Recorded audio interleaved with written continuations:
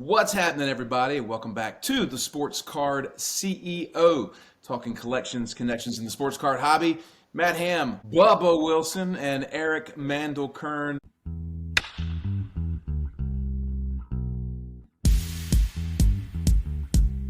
Gents, good day. What's up? It is always good to be on with you guys. Continue to get incredible feedback on the show. For everybody who's listening, thank you.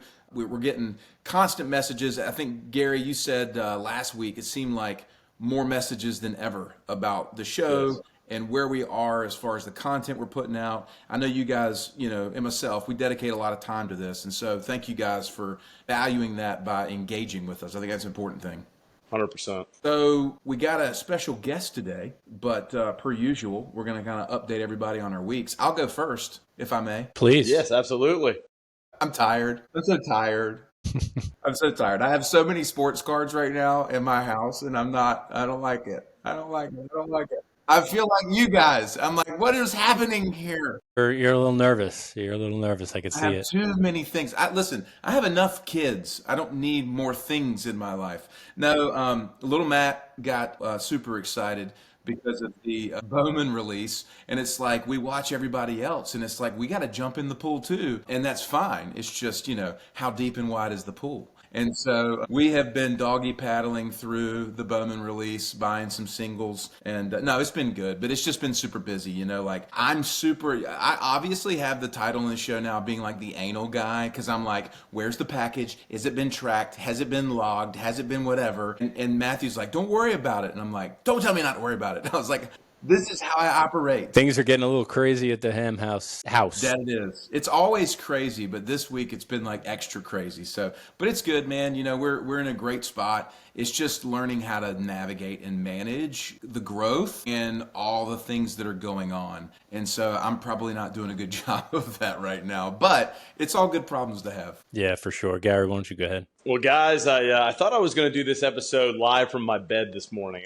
There was a strong chance last night about midnight that I was looking forward to my next day, and I'm like, I got to get some sleep. I mean, we had baseball starting this weekend at noon, and we pretty much ran games all the way into that evening. Didn't get home to about midnight. Couldn't really get to sleep. Woke up the next day. Had to be at the park at 8 a.m. So was up at 5:30. Played all day. Didn't get home again till late on Saturday night. Couldn't sleep again. Was just wired. Baseball. When there's baseball games for me, I am wired, man. Especially when I'm coaching.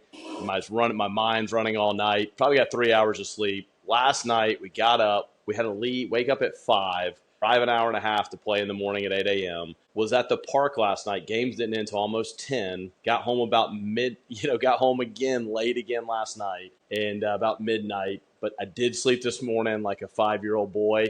I slept till about 9, so I am refreshed. But this episode is brought to us by Caribou Coffee, because this is a true story. Yesterday, I was so tired that there was a 2.5-hour weather delay from my one son's game. And there was like a Hampton Inn right there. And I took my one son and I said, we're going to that Hampton No Inn. way. I'm sleeping. You got a room just to sleep. I paid $150 to So sleep for worth an hour it. and a half. Genius. I was like, dude, I don't care. It's the best $150 I ever spent. You know what? You know what the saying is? A fool knows the value of nothing, but the price of everything, that's value, my good friend. That's value. I wake up and then I'm groggy. I'm like, dude, now the worst decision ever. I went to sleep. I'm like, I'm going to come into this game like a zombie. Dude, I stopped at Caribou Coffee, and I've never stopped there. I usually Starbucks or something else. And I was like, just give me one of those shaken espressos. Dude, they must have put like 7 pumps of espresso. They saw last night at midnight, I was straight tweaking, dude. I was just like, woo, baseball! How many cards did you buy off eBay? Dude, I was buying like a last night. But just like a Ric Flair bender. Yeah, I mean, I was. But yeah, busy weekend, but just a crazy busy week for me in Bowman. This release has been a lot of fun for me. I honestly thought that I was going to come in and be very, very slow, which I recommended to most people. But I've done a lot of sniping, which is what we talked about last week. I continue to find cards that are popping up and opportunities to pop up. I kind of feel like I found a groove now. I think I came in really hot and heavy. Now I'm being a little more selective because now we kind of know where values are going and where the market's going and maybe where it's not going to go. But I really do love this release. To me, there's definitely 4 or 5, 6 guys that are at the top. and I'm going to continue to buy the best of their cards that I can get. Yeah, I'm kind of from the Bowman world, man. I've been in the same boat as Gary, just kind of sniping here and there where I can. I got my list of guys that I'm looking after, and I've seen some stuff at good prices come up on eBay, and immediately there's 3 to 6 competing offers, and the move is just to bin it. It usually means it's within a good range, even if you feel like it's a little high. It's usually within a good range, and especially if it's a red that you might not see come up, again or very often. So I've been doing a lot of buying. Got a few supers coming in. We've got a few, one of which we're really excited about, Luis Pena. So should they get those cards back from PSA today? So I'm keeping busy on the Bowman front. I got some more boxes here to open. And as Gary said, I think there's a few top guys, but there's one guy in particular that's just, in my mind, extremely underpriced still. And if you could pinpoint one guy that's going to continue to go up in the secondary market at release right now, it's Kevin McGonigal. I mean, he's just way too cheap right now. It's disgusting. Orange is going for $2K. It's criminal, to be honest. I mean, one might say it's normal pricing, but it's like he's good enough to where that card should be a $3,500 card at some point in the near future. Other than that, that's really all I got going on. I spent another weekend at the Central Park Zoo, like I do every weekend. So That's why you can't. See, when you spend a weekend at the zoo, look how relaxed you look. I go to the zoo every weekend, man. Well, I'm a regular there now. You're just chill today. You're chill, Colonel. I'm chill, man. It's not. You're like a lifetime. You're like a lifetime member, man. You're over there. I am. I have a membership to the Central Park Zoo. They're like, let me see your membership card. There you go. And I have a membership card. You bring the cup in that you can get free refills in too. No, I bring my recyclable bag, and I walk out with a toy for my son every time we leave. And Monday through Friday, Kern is a savage. Saturday and Sunday, he's just like got his finger up. Have my tea. We got Kern at the Central Park Zoo. We got Gary renting hotels by the hour. Hey, I do have to highlight this. I know we're about to go to our guests, but I talk about this all the time, and it's a big part of our show. I love always talking about the markets. I study where our market is in cards. I'm telling you right now, we went through the heater early on, low inventory. Then we went through this little kind of weird thing. Dude, it is hot. It is hot. Strong. It is as hot as it has been. Last night, I don't know, I had some huge cards go last night. I had a Corbin Carroll orange last night that sold for almost $17,000 PSA 10. Wow. I had that Pete Crow Armstrong Superfractor last night, Bowman. That went for almost $21,000 last night. A lot of really good sales. But there's so many people. I think baseball right now, again, I mean, it's great for baseball. Like, baseball is king again right now. And truly, because football hasn't, and that's what's weird. Last year, about this time, football had already kind of started that real big buildup after the draft, and football prices were going. And football's just still kind of slugging along, and baseball's rolling. And I'm sure that'll change, at some point. Sooner or later, football will become the king of that time. But just super happy for everybody in the baseball space right now that we're having a great market, a great year. I am super happy for myself for selling this Corbin Carroll very happy for me, but happy for all of us. I'm very happy. The market is strong for Gary, the Bowman farmer. Gary, come on. Farmer. We do have a special guest today, and want to go ahead and bring him on from backstage. So, ladies and gentlemen, without further ado, we have Jared Bleznick with us, a.k.a. the backer and owner of Blez Sports Cards. What's up, brother? I appreciate you guys having me. I'm excited to be here. How's everything going? Good. Welcome to the Sports Cards CEO. Jared, first off, thanks for coming on, man. Appreciate it. It's crazy. We realized you and I put together that we grew up 5 minutes apart from each other. You grew up in Roslyn, Long Island. I grew up in Port Washington. Yeah, it's pretty crazy. We grew up, like you said, Roslyn, Long Island, very small town, Port Washington. It's funny because when we grew up, I feel like there were a decent amount of card shops, within a 10, 15-mile radius of us, but it's funny, I had my card shop that I would go to like almost every day, and you had your store in Port Washington, and then there was a few more on Long Island, But it's crazy to see where the business has gone today and how different it is. Yeah. So did you move the whole operation to Vegas, or just you there? Yeah, I mean, we when we started Blez, we were doing it in New York, in Jersey City area back in 2016. And then I have a professional poker background. So every summer I would go to Vegas to play the World Series of Poker. And it would last like 2.5 months. So one summer, when we were starting up in 2017, we decided to bring the operation out here just for the summer. And then we realized the lifestyle and, for how little real estate you get back in New York, it just made a lot more sense to stay out here. I always liked Vegas, and we just ended up moving. My family moved out here, and we just never looked back. That's awesome. When was that? What year? We started the end of 2016, and then I think the summer of 17, we moved out here. We rented a house for 3 months. So I want to hear how you guys got started and like how you've evolved since to what you are now, because Blez is huge and one of the biggest breakers, in my opinion, in the hobby. At least I'm talking, I don't know from a volume standpoint, but just speaking from like a branding standpoint of knowing who Blez is and where you guys are available for people to break. And you seem like a very savvy business dude. And but there's one like questionable decision that you've made that I want to get. Like you seem like a very smart guy, but like, why did you hire Billy Manzo?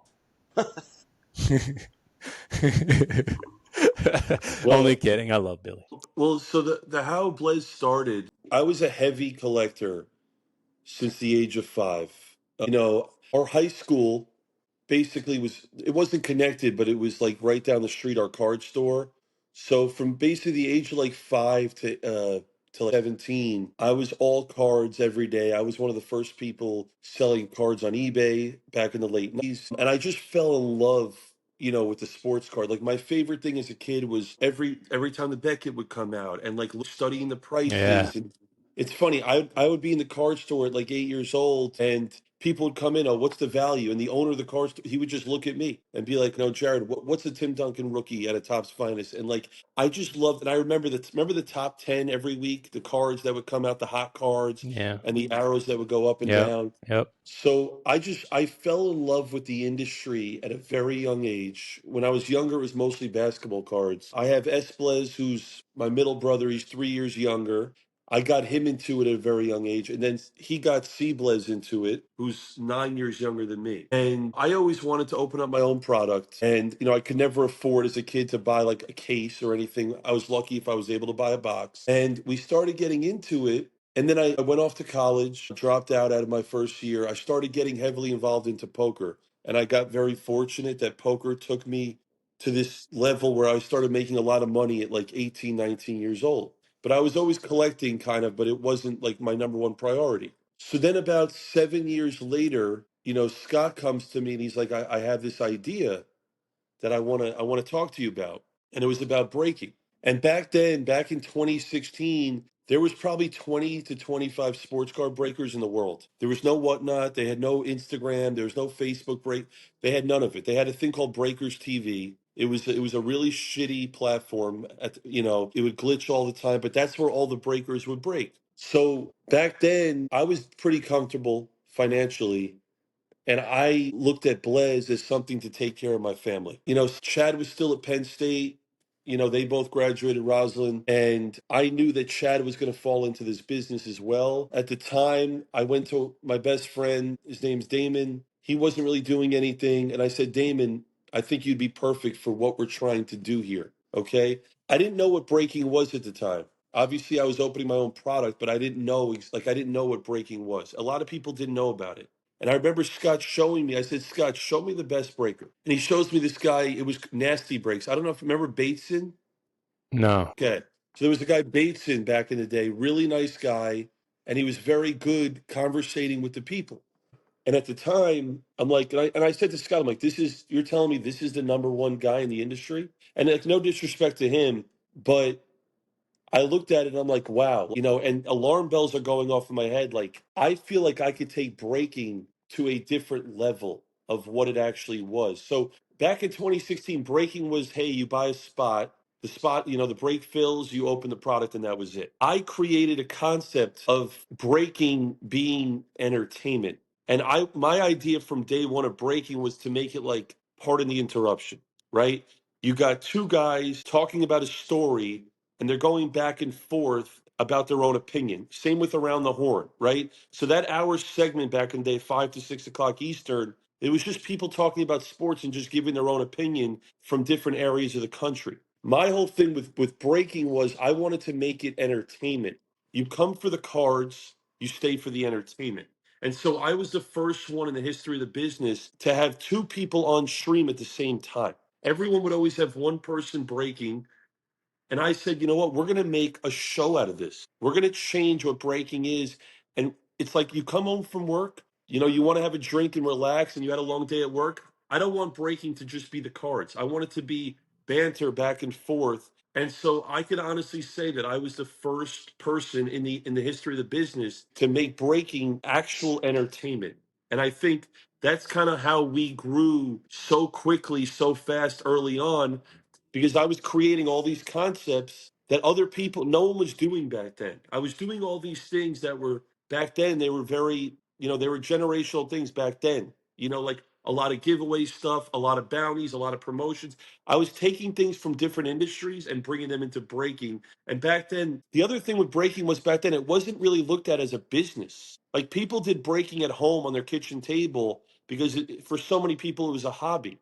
And, everyone has that story when they first started years ago. It wasn't meant to really be a business. It was like, oh, this is kind of cool. So fast forward to now, it to be like kind of the ground root of what you were just saying of it's meant to be entertainment. Like I agree, because now there's tons of breakers out there, right? And if you log into any different platform, whatnot, Fanatics Live, like you could choose from a million different breakers. So it's, but when I break with the people that I like, right? Like the people that are most fun. Like I'll hang around that room because I love DR, and I love talking to DR, and he's entertaining for me.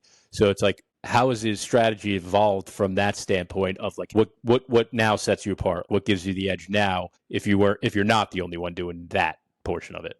I think for us, we have built a strong community. And, like in any business, in any industry, like you said in the beginning, Kern, about like our name and who we are, the number one thing is we're all collectors. Okay. And like at the end of the day, the number one thing I've learned about the consumer that's buying into breaks, they want to buy in with people that know the product, that understand, the industry. There's so many breakers that have come in that just saw a quick way to make some money. Everyone thinks that they could do it. I always tell people breaking, it's very easy to be a breaker. It's very hard to be great at it.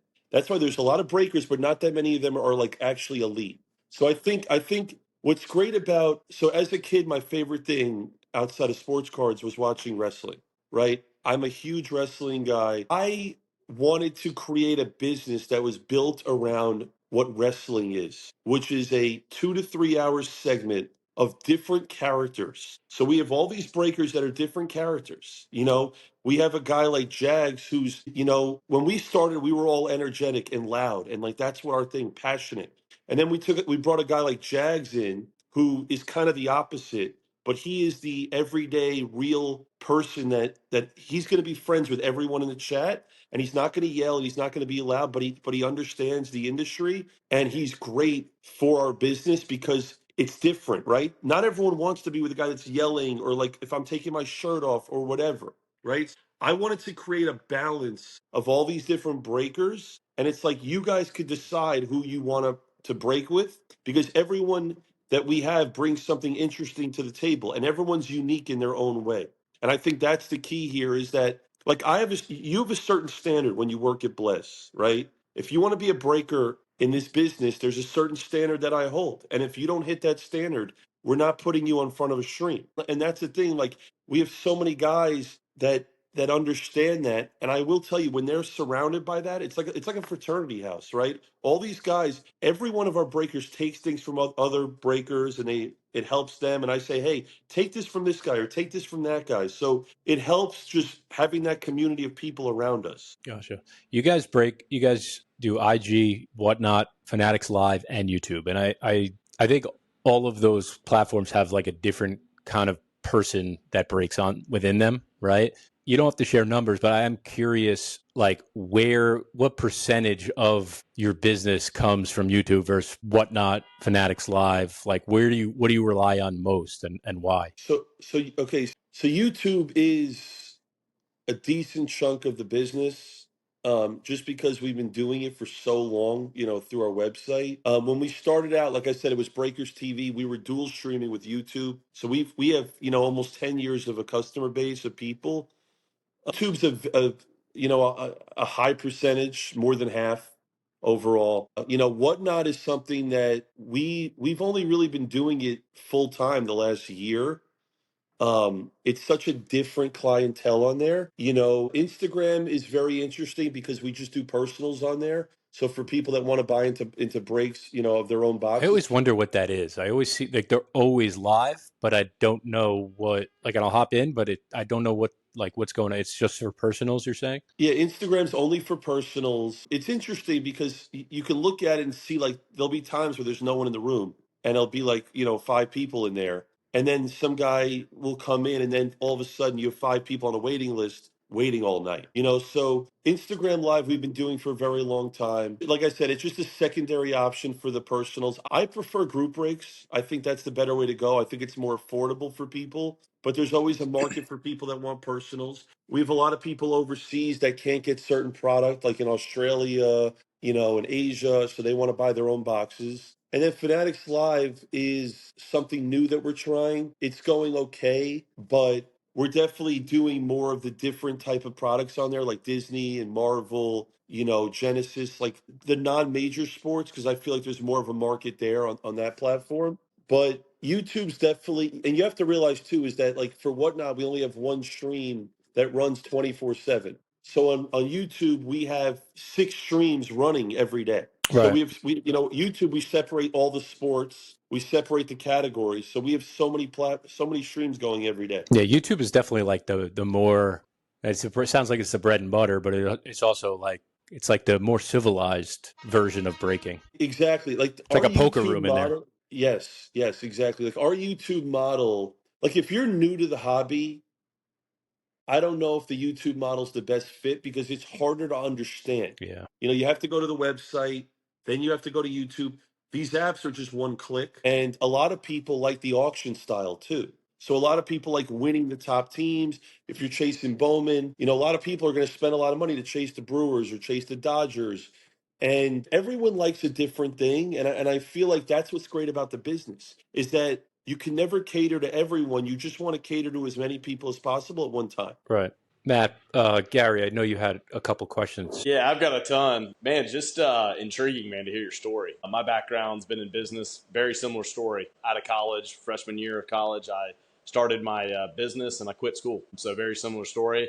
I was a poker nut all through high school, college, all those years. Texas Hold'em was the thing back at my house. My parents would go out of town and we had Hold'em tournaments down here. I'd have 50, 60 dudes in my basement. And I played all over the place in the Southeast in tournaments growing up. And I loved it pre having kids and getting into that. And I think it's funny when we talk numbers and poker. So many people that want to get into Bowman specifically and do this kind of the level that we're doing it are numbers people. And if you're into poker, you've got to have somewhat of a numbers type mind and have that gamble inside of you a little bit and have that that buzz, that adrenaline rush that comes with what cards is, hitting that card or selling that card or buying that card. But I'm a student of anything I do. And I've been a student of cards the last 3 years. I sold my business. My story was I sold a business to a private equity firm. I still own part of that business as we sit here today. But part of the money that when I sold it, I put some of it. I didn't want to put it all in the stock market, so I got into cards heavily.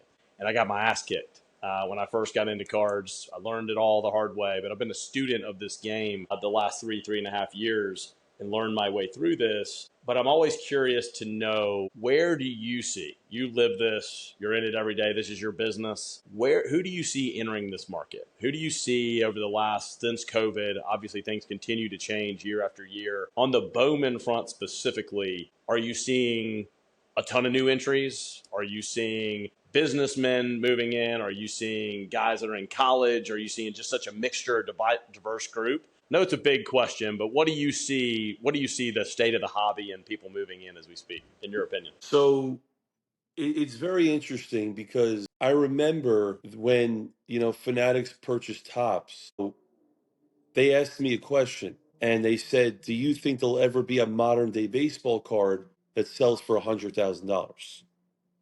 Okay, so 3.5 years ago, you didn't have six-figure Otani cards. You didn't have, you had the Trout card that did multiple millions. For all the new baseball products that were coming out, like I remember in 2018, I remember the first Otani that hit the market was an Atomic to 100, and it hit eBay, and it was like, I think it did like 60,000, and it got reposted and relisted and whatever. I think what's very interesting about what you're saying is, Gary, is that I have to give all the credit to Fanatics, and I'm gonna tell you why. Is that, Fanatics came into the business and they had a vision.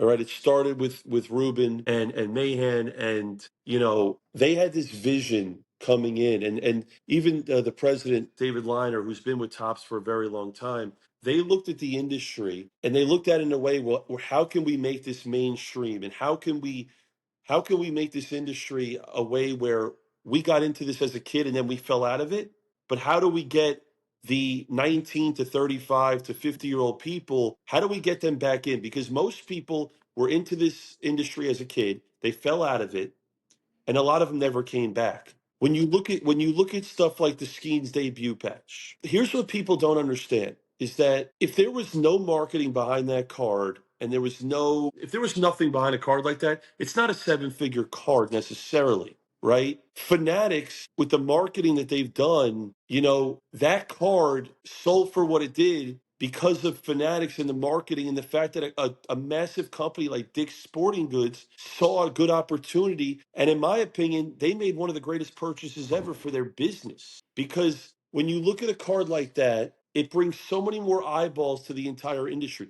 People that weren't in the space, they would ask me about the Skeens debut patch, about Livy Dunn, and them making that debut patch, which in my opinion is one of the greatest inventions in the history of this business. That will be the clear number one card for any sport within the next 2 years. And you can hold me to that. The debut patch is the number one card across, and it's going to be not just in baseball. They're going to do it in other sports as well. You saw them announce it with WWE, the WrestleMania patch, the SmackDown, etc. So when you create a seven-figure floor on a debut patch, what's going to happen is all these other cards in baseball, like Bowman was so undervalued for so many years. I remember opening so much 2020 Bowman, and at the time Dominguez was the clear number one, right? And you had Witt in that class. Like Witt was hot back then, but he was nothing like Dominguez. No one knew about Volpe back in 2020. So my point is that when you look at the things like an MVP buyback, right? You buy a box, you look at Bowman, with a red rookie, for example. Red rookies, all red rookie is creating, money back to the collector, right? So, I mean, I talk about it too, like Hobby Rip Night.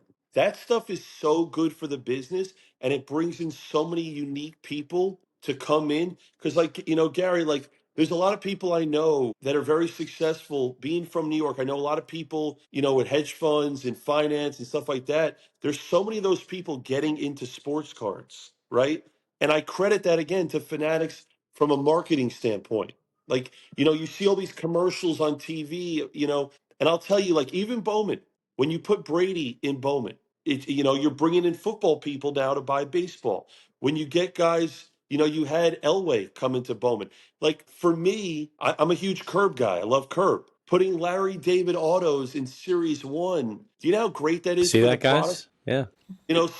So for someone like me, Series One's not something that I would personally open. But because I love Larry David, now I'm going to open a case of Series One. I think to answer your question, Gary, there's a lot of things that Fanatics has done to bring in so many new people. I mean, I'll tell you this: we as a company have gotten so many new customers and so many new people to buy, and even our shops here locally in Vegas as well. So, like, we're seeing such a new flow of people, and everyone has the same thing. I got into this, but here's the biggest thing for me: it all starts with the kids. It all starts with the kids. So, like, for me, I'll tell you right now, I've said it: Disney, Marvel, WWE. Those three categories in the next 3 years are going to 5x minimum. Minimum. I mean, like, are going to explode, especially with Fanatics having the license now. I mean, you look at WWE Chrome; it came out, went right to 400 a box. A hobby box. So the Topps Chrome brand is the strongest brand in my opinion. in the industry. When you make Topps Chrome anything, it's going to do well, right? Like, so I just think that in general, you're getting a lot of new people, and there's a lot of good things happening in the hobby. The hobby's way more mainstream than it ever was, and I think that is what we're seeing. We're seeing a shift where sports cards are being like, remember when COVID hit, people were talking about this stuff, but not in detail the way they're doing it today. The other thing too, Gary, is that look at the amount of athletes. You know, it's funny, Kern. Billy today is actually hanging out with Corbin Carroll. Right. Him and Hawk, they're going to see Corbin Carroll, and they're going to open up Bowman in the dugout with Corbin Carroll today. And that's the thing, like Caglione and Trout and Witt, these guys are huge collectors, right? So Fanatics has kind of helped bring in so many of these athletes. I mean, I'll tell you right now, for example, we pulled one of the biggest cards out of Diamond Icons. I don't know, Kurt, I don't know if you saw that gold, the 1 of 1 Otani we hit at a Diamond Icons. Well, you know what happened? Fanatics reached out to us and they purchased the card from the person we hit it for, and they hand delivered it in Japan to Otani. Yeah, that's awesome. So, like, I mean, if that's not the coolest thing you've ever seen, I don't know what is. Like, that's just so amazing for the hobby. Yeah, yeah, I agree. That's awesome. Well, one thing I do want to kind of hit on with that same topic, you know, you hit a lot of the things I just had on my notes here, but what would be your advice to these new people that are entering the hobby? Because this is something one of the reasons we created this show was to help people in Bowman, right? To help people that are new to the hobby. What would be your best piece of advice? We try to give this every week. Hey, don't buy this, buy this. This is the right player. You know, the big part of our show, why people tune in, is they want to know, like, who should I be buying? Why should I be buying? What's going on in Bowman? If you were entering the space right now, what's your advice to a new person that's wanting to come into the hobby? It's very interesting because, you know, I'll say that the retail products today are what the hobby products were 30 years ago. So what I would tell everyone is this. I would always tell people to start slow, okay? There's a lot of people over the years that come in, they spend a bunch of money, and they kind of get a little burnt out because they buy things that they don't necessarily know what they're buying. And I think what ends up happening is those people end up disappearing because they don't have a good experience in what they're purchasing because they're just buying everything that comes out. So one thing that I pride myself on is being overly honest and telling them, hey, you know, you're new to the hobby. You shouldn't go right to a box of Diamond Icons or Dynasty, you know? So what I would tell people in the very beginning is start with retail. You know, I would say, you know what, you want to buy Bowman? Start with some blasters. Start with some mega boxes because you could actually pull, like even Chrome Update, you could hit a debut patch out of retail. Think about that. You could hit a debut patch out of retail. So what I would tell people is to start with retail, get their feet wet, learn the business. Like watching this podcast is great. You know why? Because you're educating people, right? So instead of spending all this money up front, you get education, you learn the business, and then basically, you know, what you do is for product wise, like to me, if you're a baseball guy, you start with Bowman because Bowman is the number one product where you buy it and you sit on it and you wait and you're patient. I mean, everyone has the same story. Oh, I put that in my closet 5 years later because I mean, the amount of guys that are nobody when it comes out and then ended up being, you know, someone. It happens all the time, right? So I would say start for baseball. I'd say start with Bowman. For basketball, I'd probably start with a Prism type, which now is affordable because it's not a great rookie crop. And for football, I'd probably start with like a Select, an Optic, a Prism, but all those SKUs have retail. So I start with retail, make my way into the hobby, and I'll tell you this: in my opinion, you know, if you have kids, do it with your kids as a hobby and for fun. And then, because I see that all the time, like a lot of people that buy Disney, they're buying it for their kids. And it's something, oh, okay, I'm gonna build this collection, you know, like Kern, like Sean talks about this. Yeah. Like he has like one of the greatest Disney sets, but it's for his kid, it's for his daughter. Right. You know, so I think it's like for me, it was all about, you know, a father-son moment as a kid. And like for me, we're changing. The industry's going more towards breaking, and you know, we're shifting in technology. There will always be a demand for holding a sports card, right? The greatest thing about the business is the memories. I remember things when I was 11 years old in this industry. That is the greatest thing. It's like everyone remembers their greatest sporting event and where they were. And that's what's great about our business is it's all the memories that you create. But I would definitely tell people to start slow. And once you understand the business, make your way in and start getting bigger and bigger. Yeah, I think that's sound advice, especially starting with the retail and the blasters and everything. Because when I first got it into the hobby, back into the hobby, I should say, post COVID, the number one thing is educating yourself, right? And like figuring out what your goal is. Like, what is my goal here? Is it literally just to collect the coolest cards that I love of a specific team or a specific player? Or is it to make an investment, right?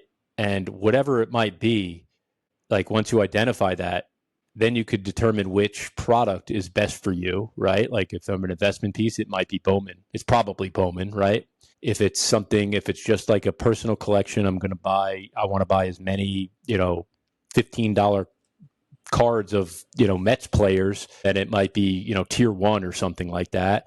But it's really about education and educating yourself, as you said, like getting familiar with the product. Because like my first buy when I came in was like an Anthony Volpe Bowman Sterling in an authentic slab with a 10 auto, and I paid like over $3K for it, and I didn't know what the hell I was doing. Like I was like, what am I doing? And I didn't educate myself, or I didn't identify what my goal was, number one, and I didn't educate myself in the Bowman space. I didn't know the difference between Bowman Sterling or Bowman Chrome, or like I had no idea. So it's about educating yourself. I agree. And to your point, I mean, like look at this analogy, right? If you recommend a restaurant to me and you don't tell me what to order, but you say go to this restaurant. If I order all the wrong things, I'm never going to go back to the restaurant. If you tell me, hey, go to Nobu and get this and get that, I'm going to go back because it's good and you know that it's good. The food's good. Everyone that hits a new industry, whatever it is, if you're not educated from the beginning, you're going to fall out of it. So my whole thing is don't overspend to begin with. Don't buy a ton of products that don't have great return necessarily. Because, like you said, right, like Bowman is king for baseball cards, but then you have a Bowman Sterling, you have a Top Sterling, you have all these other products. And it's like if people started, let's say, with a Dynasty and it's 5 cards in a case, and you're just joining group race and that's your first experience, there's going to be times where you don't hit anything. I don't want that new collector to come in and say, all right, I'm buying Dynasty. This is great, but I didn't hit a card. No, I want you to spend $100. I want you to buy a couple retail blasters of Bowman, learn it, because that's the thing. The retail products today are actually very good compared to what they were, and there's actually chasing them. So, Curran, to your point, it's all about education in any industry, especially ours, because you can make a lot of mistakes at a very young coming into this. And I don't want to lose those people. I'd rather them spend less and then learn more and then spend more over time. Jared, I really appreciate your input, man. It's obvious that you understand the industry and you're very savvy with business and kind of capitalizing on that. And I think you actually said something that I've felt for a long time. Breaking it's like this culmination of all of these different entities that appeals to the entertainment strategy. And it's really, really interesting how that has been capitalized on, and not in a bad way. I mean, it really has brought the hobby to life. And I think there's a lot of people out there that want to fight the breakers, and I think it's stupid because it brings so much life and energy into the space that wouldn't otherwise be there. And I think people just have to kind of get over that and just deal with it as a part of the hobby. I'm not a professional poker player, but I've played poker, and I made the mistake one time of going to a casino and playing poker, because you don't do that. You don't limp into a casino as a dude who's played a little bit of poker around your house and sit down at a table with guys, because those guys are going to eat your absolute lunch no matter what hands you hit. And the reason why is because they have a goal and they have a strategy. And the same is true in the card hobby. Every single person in every single corner of this hobby that's smart has a goal and has a strategy. And if you don't have a goal and you don't have a strategy, you're going to get your lunch eaten.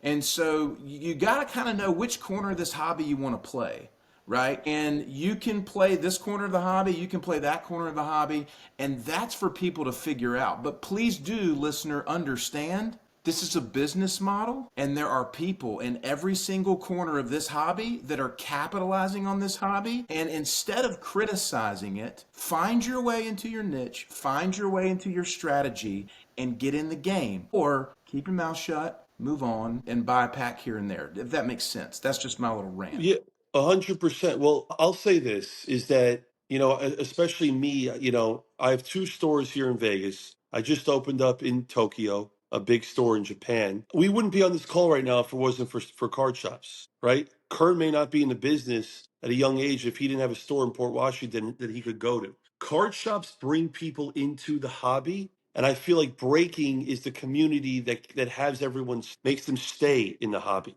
right? Card shops, they're never going to go away. Card shops are more for education also. So the reason why a lot of card shops do well is because you have educational people. People come into the card shops every day. They ask questions, Yeah, what do I right? do? Yeah, like if you walk into a Lids that's selling baseball cards, no one that works at Lids really has any idea what's going on. They just have cards. People in this space, they want to buy cards, like I said, from people that know what they're talking about. And so, and that's just what the business is. So I think that in general, people don't realize this about social media, right? There's people that say negative things about breakers and whatever. It's really just a jealousy thing of the fact that there's so much volume being opened by all the breakers that, of course, they're going to hit more of the bigger cards. Like, I opened more Bowman between Wednesday release and Sunday. I probably opened more Bowman than probably half the shops in all of America. And that's not exaggerating. And Kern, I think, saw it. Like, I mean, I I was opened it. opening. Yeah, so like we were opening so much Bowman that of course we're going to hit a lot more reds and golds and Yeah. oranges, etc. And that's just how it is. Like, and the thing is, card shops are great, but without breaking, the industry wouldn't be what it is today. People love being at home on their phones, on a computer. They love breaking. They just love it. Look, I wouldn't have half of my collection if it weren't for breakers because I know when these superfractors are being hit and we're able to connect with them. It sounds silly, but it's the truth. Through breakers and social media, I would have no idea. We would have no idea. So it allows me to connect with them and see when this stuff is hit and then go get it. Well, and that's another thing to your point is that social media is so big for our industry because back then, when a big card was hit, no one knew about it. You didn't know. 30 years ago in the 90s, you didn't know, all right, back then printing plates were like actual one of ones. No one knew anything. There weren't any autographs until the late 90s in any of these products. But no one had any idea of when cards are being pulled. Now there's all these trackers of all the supers that are being hit. And so you can really use the internet as a way to collect and see what's out there in the market. Because even a card shop, if they hit a big card, the card shop is posting about it. Yeah, you can make an educated decision on what product you're buying based on what's left if you're searching for something in particular. Yeah, yeah, and there's still a handful of really big cards that are left. Like if you look at Falls basketball right now, it keeps skyrocketing in price because there's 5 cards left that are worth at least $500,000, and they have not surfaced yet. So a lot of this business is all supply and demand, and it's timing. And Kern, we talked about it last week. You might buy a card today that if it's a red or it's a super, there's certain cards in this business. You have to be ahead of the industry. You have to be ahead of the market. And people don't realize in this business, if you have an item or a card and it's a super rare card, there's a certain value to that card. There's no overpaying or underpay. I don't believe in that for a super rare card. Because if you believe in something and what it's worth in 5 years and you're not getting rid of it for 5 years, that's what matters. It's not about today. It's about the long-term value of how you believe this guy is going to perform. When Anthony Edwards came into the league, I saw something in him that I have never seen since Jordan. I saw a guy at 20 years old that was really special. And I knew that if he worked on a few things, he could be the best player in basketball. I literally have told everyone for many years. And Edwards he was the first pick, so he came out higher. But there's no stopping how high some of this stuff can go. That's what I'm trying to say. Like, if you like a guy, I was listening before I hopped on, right? You think this, a guy's orange is undervalued at 2,000, it should be 3,500. If he performs, it's going to get to 5,000. That's how it goes. And that's what, I mean, Bowman is the number one prospecting. It's the number one product because of the unknown of what it is. No one knows. But if you study film and you watch baseball and you know these guys at 17 years old, a couple of these guys are going to pop off and be the next thing. Well, you're pretty much explaining our show to a T. I mean, that's kind of where I think our wheelhouse is, right? Our podcast at this point is like, that is what really I spend most days trying to do. And Eric, you try to do, and Ham, you try to do, is find who those next guys are. Find out where is that next card and how do we hit on that. And you look at an example of how that's changing in the space right now. You said something earlier that stuck with me, and I want to share this example because this happens so quick in the space. 6 months ago, nobody wanted Pete Crow Armstrong. He was a top prospect, top Cubs prospect, top player. He came up last fall, and he didn't play as well as people wanted, right? It's happening every year. James Wood, same thing, right? And people said, I don't want it. I continued to buy PCA. I continued to buy James Wood. And we sat on those players and look at what's happening when they perform. You can take those cards, like you said, and if the cream does rise to the top and you were right on the player in Bowman, you were going to make a lot of money. If you put them away in that closet for 5 years and the player is right, you will make money. Well, and Gary, you know what's so great about the business is that, I got into crypto early. I invest a little here and there in the stock market. And what I will tell you is that historically, the number one return in my lifetime is sports cards. If people don't understand, but if you invest in a guy, right, that doesn't have a lot of hype coming into it, if you invest in the right guy, you take someone like Giannis, right, came in, didn't do much his first couple of years, came in 13. If you bought Giannis his rookie year to where Giannis even is now, and he's not even near the peak, the amount of return, the amount of X return you get is way greater than pretty much any stock, any real estate investment you make. I think the thing is is that like football's very unique because football, a lot of guys, don't pan out, right? But the thing is the guys that do, you're making 25, 30X on them over time. People probably made millions off Patrick Mahomes, like buying in early, Yeah, so people don't realize like in 17, the number one guy was Watson. Mahomes didn't play his rookie year at all. And the Chiefs drafted Kareem Hunt out of Toledo as their running back. Kareem Hunt as a rookie was hotter than Mahomes because Mahomes didn't play a game. Trubisky got drafted over him. Myles Garrett was the number one overall pick. Watson. So when you look at a class like that and you look at a guy like Mahomes, you could have bought Mahomes his rookie year. To this day, you would have made so much money. I remember I could have bought all the 2017 football cases at $1,800 a case.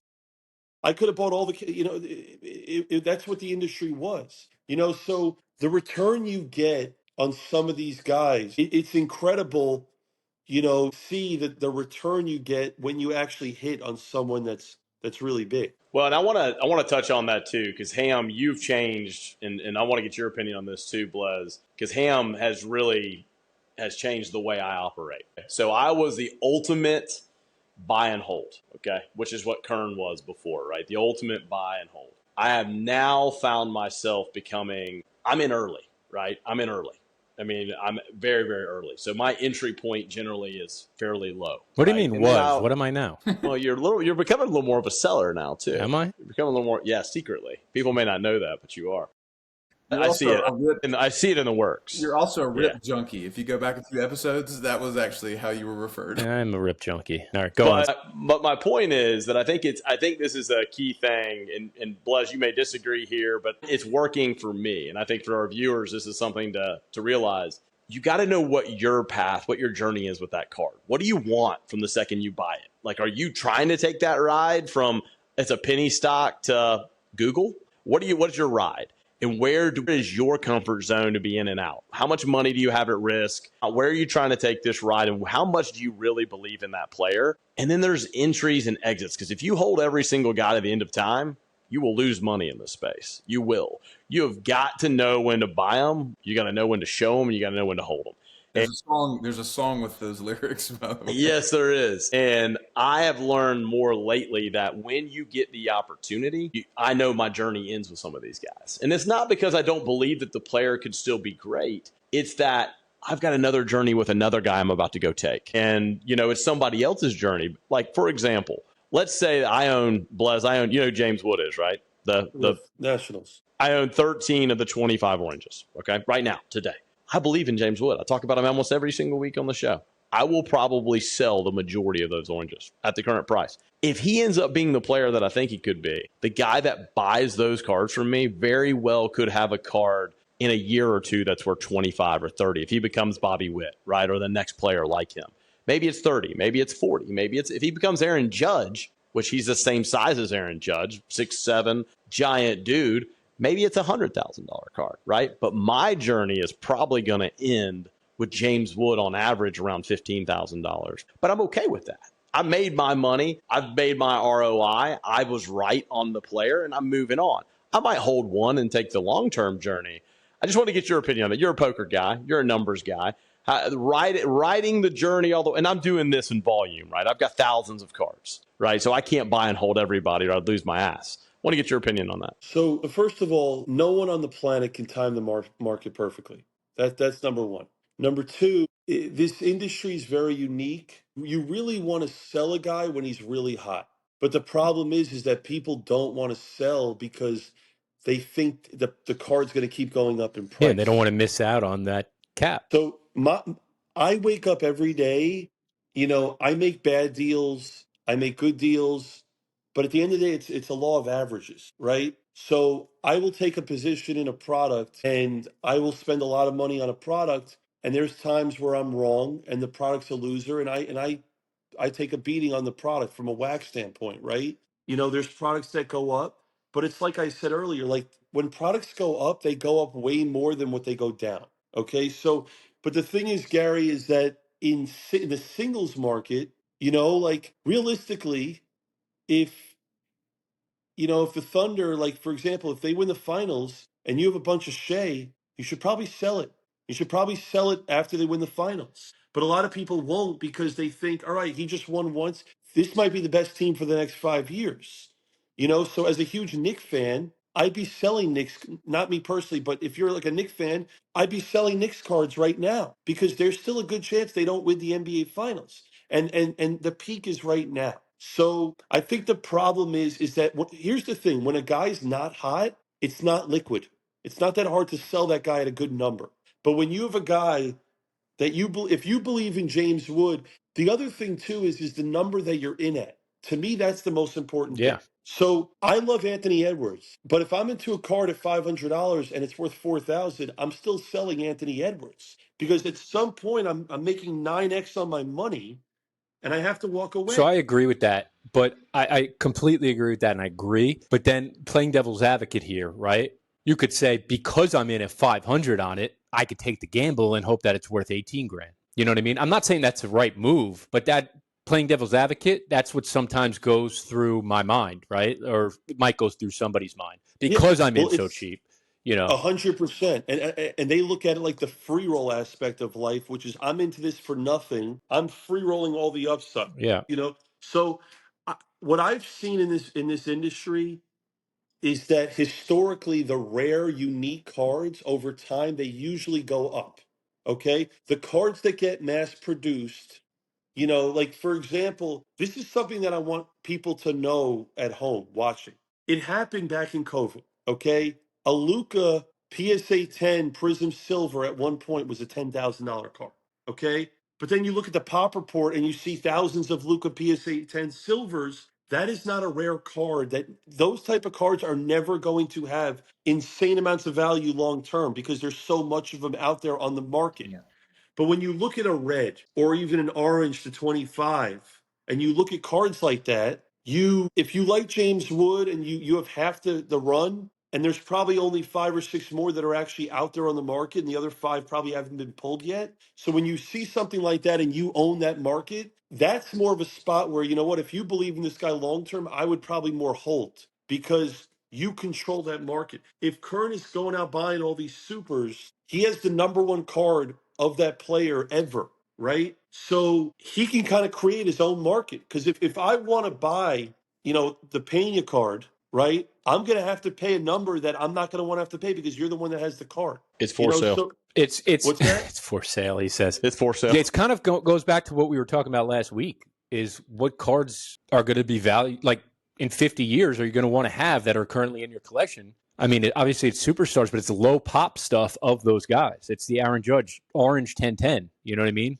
Like that's what you're going to want to have, not the stuff that's high population. Well, yes, and I want to make sure I say this because we've all, I think we're all in agreement here. My point from the original bringing this up is though that know what your plan is going in. You've got to know what your comfort zone is. You've got to have a plan. If I've got so many cards, right? I've got so much volume of stuff, and when you have volume, you got to take the emotion out. You got to take the emotion. I actually disagree with you. So I disagree with the plan. I don't agree with the plan. I don't set a goal for myself. I don't have plans for myself. I live my life every day and I look at things differently every single day. Because here's the thing, right? If I had a goal on what I wanted to do with Blez as a company, my goal would have probably been when I started in 2016 to do $10 million in sales, right? And the thing is, when you have a goal and you reach it, a lot of ways you might be content in what you're doing. If you have a plan, here's the thing: if you believe in someone, that's the plan. You believe in him, you purchase him. That's all that matters. Now you look at a 10-year play and say, hey, okay, I like James Wood. I'm going to buy him young and cheap. No need for a plan. Just let things develop and be patient. And if you feel there's a right moment to make a move, you make the move. People get into situations in life where people get into money problems, and they make a bunch, they have to sell their cards or, James Wood tears an ACL or whatever it may be. The thing is this: if you worry too much about a plan, you're going to lose sleep and you're going to lose focus of what the reality is. I don't really believe in goals or plans because I always want to go bigger and bigger. And I think We're wired the same, just so you know. Me in the business world, you and I are thinking exactly the same. There is no doubt. The difference, though, in the card market and in the business world, you control your business. You don't control this card market. You don't control, I don't control when the next dude goes on Card Ladder today and sells one on eBay for $5,000, buy it now, and then my card's now worth a third of the money. So let's be clear on that. Yeah. So we don't control the card market. The next time that the market, let's say that the tariffs that were just going on, let's say the card market went to shit overnight. Now half these people listening that have $50,000 of their retirement money in there, now it's worth $25,000. That's where we're different. You've got money. I've got money. Some of these people don't. And so to give them sound advice, you don't just go on hopes and dreams with your retirement. no, but my thing is this: is that there's a lot of unknown in this space. There's a lot of change in this space. Things happen.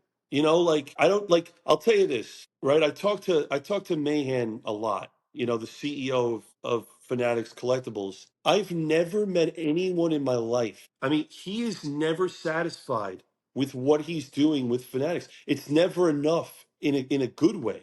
He always wants to make products better and make the industry better and improve the collector experience. Look what's coming down the pipeline, et cetera, et cetera. It's never enough, right? And you could have a goal and you could have a plan, but every time I talk to a Mahan, it's the same thing. We have to do better. We have to be better. And at some point, You're giving like the best, I think, is for like businessmen that are on this right now. You're giving to me the secret sauce. The secret sauce, if you're a businessman right now and you're listening to this, 100%. I 100% agree with you in business. That's how I ran my business to this. I started with nothing, dude. Started my mom and dad's basement with nothing. And every day, all I wanted, Blez, was to make it better. I lived and I dreamed of taking down the people that were around me that were doing the same business as me and building mine bigger and better than theirs. Never stopped. We woke up every day, and if there was something going wrong, let's say it was customer service, we were not going to stop until it was better. Let's say our sales were down for a month. We were not going to stop until it was better. Let's say our product wasn't as good. We were not going to stop. But I could control that to a degree, right? Because that was my business. And I think that is, if you're going to be successful, and you look at any business, you look at Chick-fil-A, for example, great business, right? You have to evolve. Look at mobile orders. Look at how people take to orders now. Look at a company that's gone from just being here in Georgia. That's what Chick-fil-A was. Now it's nationwide.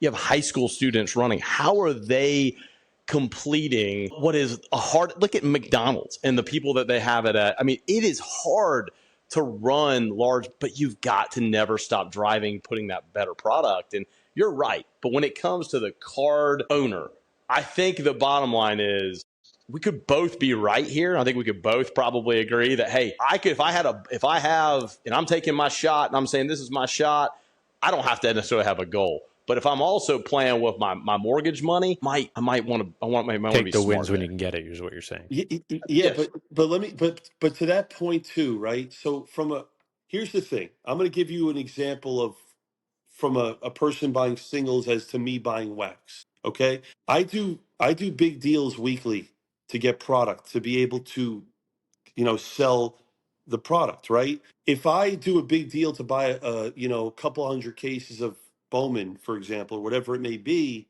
I don't necessarily have a plan. I know I'm going to sell through it. I know, but my point is, for example, we're running a 100 case Bowman break in the next day or so, right? That wasn't my plan when I bought the Bowman, right? Things change. The difference is, Gary, between a Chick-fil-A and a McDonald's in our industry, our industry is all unknown. You don't know. Like, I could have this plan to run a 25 case flawless break, but then if the top 3 cards get hit tomorrow, that plan goes to shit. So let me just stop you there. You said that you bought 100 cases, right? For the 100, let's just say 100 cases for the 100 caser. I think Gary's point, and I don't have a side here, but Gary's point is that you don't have a plan because you don't need a plan necessarily. You know you're going to sell out the product. But if somebody bought that 100 caser, small breaker, that's a big deal to them, right? And they had this money saved up, and that could ruin them. You have to have a plan almost in place from a pricing structure, from a sellout structure. Like, you have to have that plan, otherwise Yes. you're toast. They could close Here's stores. the thing. I'm not against a plan. I just know in this business, if you want to be successful, plans change all the You get thrown time. curveballs. Yep. So exactly. So if you're constantly planning for things, what happens today, like, I mean, think of it like this. Like, use the red rookie as an example, right? Let's say you're really high on Jacob Wilson, right? His red rookie's doing about $40 to $50 raw. You can love Jacob Wilson today and you can hold but that's why the red rookie is such a brilliant concept, because that's a plan. Do I cash it in? Do I hold it? Do I think he's going to go in the Hall of Fame? What do I do? Those are the plans. I'm not saying plans are bad. I'm just saying be prepared to make an audible and change that plan if you have to, because you have to change like you just said, Kern, wasn't a seller and now he's selling a couple things. He had a plan when he bought the card to hold it. And then someone might come to him and offer him 50% more than what he paid last week. Well, you know what? That plan might have just shifted. I didn't have a plan to start buying one of ones. I didn't have a plan, Now I have somewhat of a idea, but that wasn't my plan to come into the hobby and start buying all one of ones or true reds or true oranges. That wasn't my plan. Yeah. No, I think you're nailing it, Blez. I think we're basically, I think we're saying the same thing more than you think. Honestly, I think we're saying the same thing because it does change. This hobby could change in a good or bad way overnight for you, But I think for so many people, that's what's valuable about this show. This is our 21st episode, 20th episode today. In 20 episodes, I've changed. I continue to change. I'll change 2 weeks from now. And that's exactly what I think your point is, Blez, because the market changes. What the market does, I continue to try to evolve in this industry by things that I hear. Things that you said today, Blez, you made me think, okay, maybe I am looking at it. Why if I've got this money and already in James Wood, maybe I do believe in James Wood. Maybe I shouldn't sell James Wood because I still believe in James Wood today. Maybe I am selling him too early. So I think that everybody that listens here, take what we say in the show. If you just take one thing out of every episode, which is what I try to do, you're going to be better in this hobby because of this show. And I believe that. The other thing too is, like, in business, you want to take things from people. I don't know everything, but I'll sit back and learn, and I'll take things in. I did a lot to improve breaking, but there's still certain things I've taken from other businesses, right? And there's a saying that I believe is so true, is that if you believe you're the smartest person in the room, you're doing something wrong. In the wrong room, yeah. So I have gotten to where I am in life by learning and by educating myself and talking to people. I'll sit in a room. I know that I'm not an overly smart person in a lot of industries. I'm not. I dropped out of school, didn't do well in school, etc. But my thing is I want to be the best at what I'm doing. And if there's a different industry, I'm going to go to the smartest people in that industry and learn from them to get better. Gary, to your point, like if you believe in someone, and the other thing too is it's sport dependent, right? Why do I love Marvel and Disney? Because no one's getting hurt.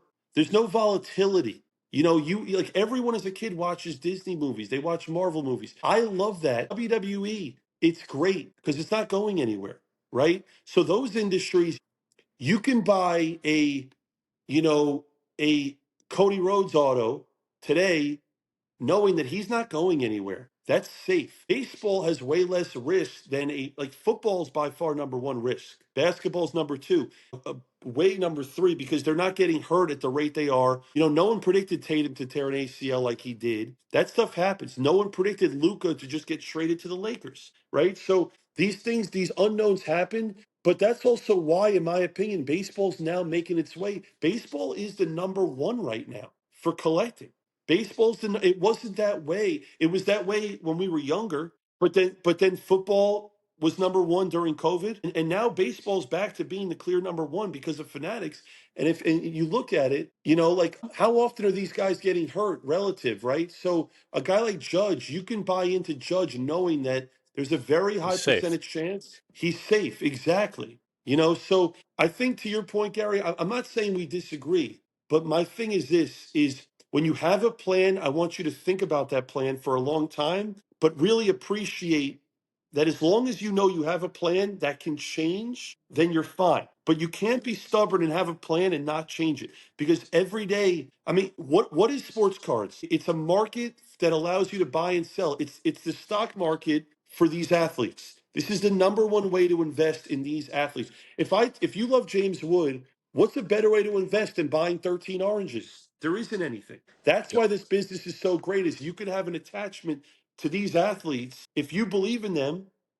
And on top of that, you can make a lot of money doing it at the same time. That's what's so great about the business is like I said, if you hit on the right guy, you make a lot of money. Yep, 100%. I know we're running out of time here, but I did want to ask you two more questions. And I know Ham and you may have a question, and Eric, you may as well. What's your thoughts on you were listening in when we started the show, and I mentioned football kind of being a little behind because baseball's been going this year. When do you think football, generally moving to the national, ahead of the national, football is king, right? Going into the national, everybody's looking for football. How do you feel football? When does it? We're not normally a football show, but I'm just curious your opinion on So when does football really get rolling this year? what's crazy is that and this is something that I want people to understand.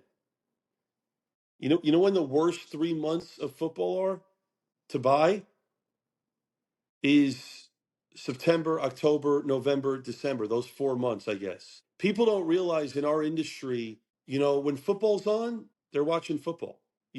Football peaks around the national, right? End of July, August. You know why?